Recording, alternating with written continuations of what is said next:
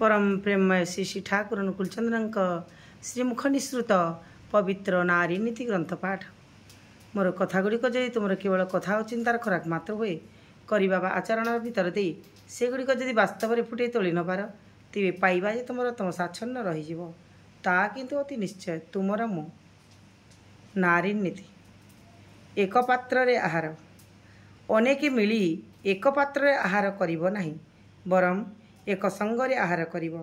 जदि प्रयोजन विवेचना कर एक पात्र रे आहार अनेक रोग संक्रमित हुए यह बहु देखा जाइछि।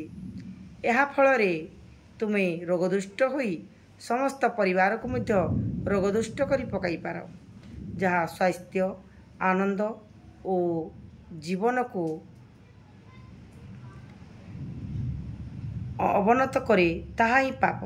तेणु सुस्थ गुरुजनों व्यतीत कहारी उच्छिष्ट भोजन को हिंदू कहीं वैज्ञानिक माने मध्य विशेष भाव रे निंदा करिसंती।